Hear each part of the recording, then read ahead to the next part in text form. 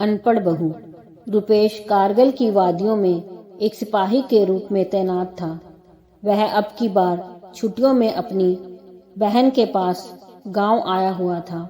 गांव में आकर उसे अपने बचपन के दिन तथा यादें ताजा हो गई। वह हर साल अपनी बहन के पास कुछ दिन के लिए आ जाता था। अभी तक उसकी शादी नहीं हुई थी। एक दिन उसने गांव में एक लड़की देखी। वह लड़की उसकी बहन के पड़ोस की थी। वह लड़की इतनी सुंदर थी कि उसको देखकर उसने अपनी बहन को कहा कि तुम इस लड़की से ही मेरी शादी की बात चलाना, क्योंकि इस लड़की से सुंदर मुझे कोई और नजर नहीं आती। आज उसकी बहन ने उसका रिश्ता उसी लड़की से करवाने के लिए अपने भाई को अपने गांव बुलाया था। वह अपनी बहन के घर पहुंचकर अपनी बहन को बोला कि इस लड़की के माँ बाप से तुमने मेरी शादी की बात की।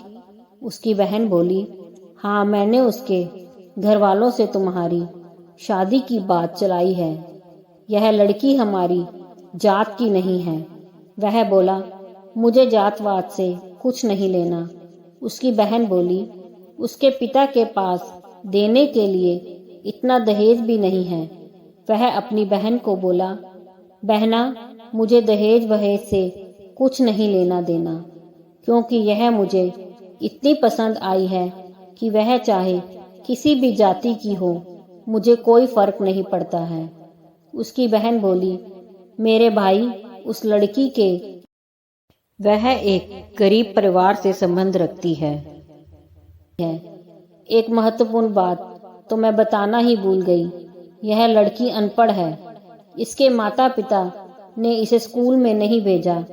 यह लड़की इतनी सुंदर है कि कोई भी लड़का इसकी सुंदरता पर मोहित हो जाए। वह अपनी बहन से बोला, मेरी बहन, मुझे तो सुंदर बीवी ही पसंद है। अपने दोस्तों के साथ इसे कैसे मिलवाना है, इसे सारे कायदे कानून मैं सिखा दूंगा। मुझे इससे कोई फर्क नहीं पड़ता। इसके बावजूद भी मैं इससे शादी करने के लिए तैयार हूँ। अपने भाई की बात सुनकर उसकी बहन हैरान रह गई। वह सोचने लगी कि मेरा भाई कितना दिलेर है। उसने रुचि के माता पिता को बुलाया। उन्होंने इतना अच्छा लड़का देखकर कहा, हमें भला शादी से क्यों इनकार होने लगा। हमें रिश्ता मंजूर है। एक शर्त पर हमें यह रिश्ता मंजूर है। हमारे पास अपनी लड़की को देने के लिए दहेज नहीं है। उसने उनके मम्मी पापा को कहा कि कल शादी के लिए अच्छा मुहूर्त है। आप हम दोनों की कल ही शादी करवा दो। अभी मुझे भी छुट्टी है, परंतु ना जाने मुझे कब युद्ध क्षेत्र से बुलावा आ जाए। इसलिए मैं चाहता हूँ कि अपनी शादी के पश्चात अपने बूढ़े माँ बाप की इच्छा को अवश्य ही पूरी कर दूं। लड़की वाले मान गए। उन्होंने दूसरे ही दिन रुपेश और उनकी शादी कर दी। उसने अपनी बहन को गले लगाया और कहा, अगले साल मैं फिर आपके पास आऊंगा। यह कहकर उसने अपनी बहन से विदा मांगी। शादी करके अपने घर वापस आ गया था। उसकी पसंद को देखकर लोग उसे कहते, वाह, क्या सुंदर परी जैसी दुल्हन लाए हो। रुपेश अपने मन में कहीं ना कहीं सोच रहा था कि पहले उसे समाज में उठने बैठने के तरीके सिखा देता हूँ। मैं अपने दोस्तों के साथ उसे यूं नहीं मिलवा सकता हूँ, क्योंकि गांव के रहन सहन और शहर के तौर तरीकों में दिन का अंतर है।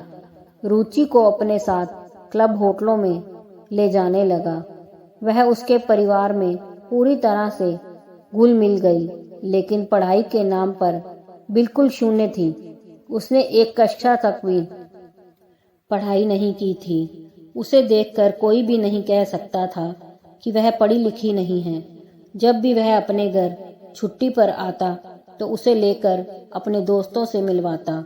उसके माँ बाप ने उसे एक दिन जरूर कहा था कि बेटा, बहू देखने में तो सुंदर है, परंतु है तो हमारी तरह अनपढ़, क्योंकि अब तो घर में 3-3 अनपढ़ इकट्ठे हो गए हैं।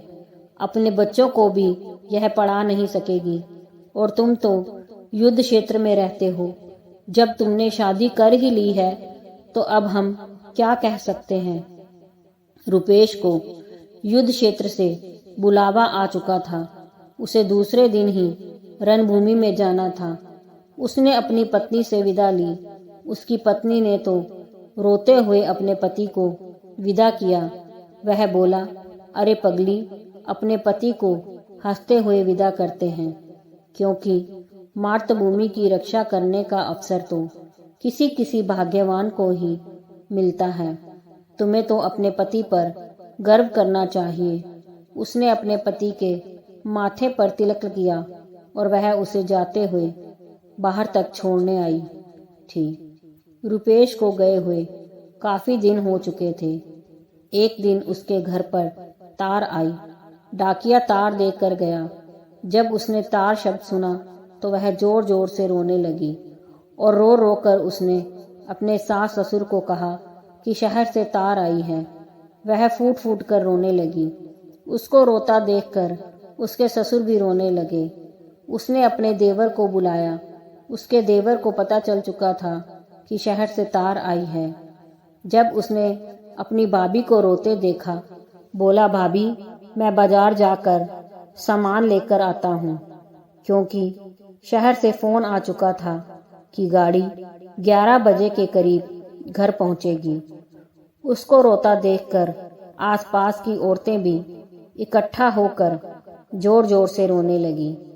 उन सभी को मालूम नहीं था कि तार खुशी के अवसर भी भेजी जाती है। उन्हें तो ये ही मालूम था कि तार तो मरने पर ही भेजी जाती है।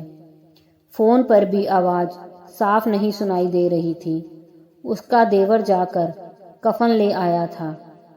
उसके माँ बाप ने सब लोगों को इकट्ठा कर लिया था। चारों ओर चीखने चिल्लाने की आवाजें आ रही थी। रुचि ने सफेद साड़ी पहन ली थी। उसने फोन पर सुना था कि गाड़ी 11 बजे घर पहुंच जाएगी। उसके घर में लोगों की इतनी ज्यादा भीड़ थी कि उसके घर में बैठने के लिए जगह भी नहीं बची थी।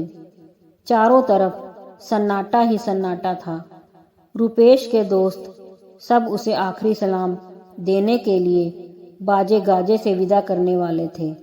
11 बजे के करीब एक पुलिस की जीप उनके घर के पास खड़ी थी। उसमें से रुपेश नीचे उतरा। उसने हैट पहन रखा था। उसने जैसे ही घर में सन्नाटा देखा और वहां से रोने चिल्लाने की आवाज सुनी तो उसके कानों में सीटियां बजने लगी। वह सोचने लगा कि कहीं मेरी पत्नी को तो कुछ हो नहीं गया, मेरी बूढ़ी माँ या पिता को तो कुछ हो नहीं गया, जो लोग जोर जोर से रो रहे हैं। उसके दिमाग में तरह तरह के ख्याल आ रहे थे। वह दौड़ा दौड़ा अंदर गया और अपनी माँ के पैर छूकर बोला, माँ प्रणाम। उसकी माँ अपने बेटे को देखकर चौंकी और उसे देखकर खुश हुई। वह बोली, हे भगवान, क्या अनर्थ कर डाला, बहू ने हमें क्या खबर दी। रुपेश बोला कि मैंने अपने आने की खबर आपको तार के माध्यम से दी थी। वह बोला, और फोन पर यह भी कहा था कि 11 बजे तक हम आ जाएंगे। रुपेश की बूढ़ी माँ अपनी बहू के पास आकर बोली, अरे तुमने यह क्या अनर्थ कर डाला, मेरा बेटा तो जिंदा है। वह बोली कि आज सुबह ही डाकिया तार देकर गया था। मुझे क्या पता था कि तार में अच्छी खबर भी होती है। मुझे तो पता था कि तार में बुरी खबर ही होती है। यह बातें मैंने मोहल्ले में अपनी सहेलियों को बताई। जिसने सुना वह भी यहाँ आए बिना ना रह सका। रुपेश को कहीं ना कहीं अपनी गलती का एहसास हुआ कि मैंने अपने लिए सुंदर बहू का चुनाव तो कर लिया, मगर उसे तौर तरीके सिखाने के बजाय उसे शिक्षा दिलवा दी होती तो आज उसकी जग हंसाई नहीं होती। वह सारी जनता को संबोधित करते हुए बोला, मैं आज आपको एक सच्चाई से अवगत कराना चाहता हूँ। मैंने अपनी पसंद की लड़की से शादी की। इसकी सुंदरता पर मोहित हो गया और मैंने सोचा कि वह भी मुझे मेरे तौर तरीके सीख कर मुझे खुश कर देगी। उसने अपनी तरफ से तो बहुत कोशिश की और सफल भी हो गई, पर कहीं ना कहीं मैं यह भूल गया कि सब तौर तरीके से भी सबसे महत्वपूर्ण है मनुष्य की शिक्षा। इंसान अगर पढ़ा लिखा होगा तो वह दुनिया के किसी भी क्षेत्र में चला जाए, वह कभी निराश नहीं होगा। बिना शिक्षा के उसका जीवन अधूरा है।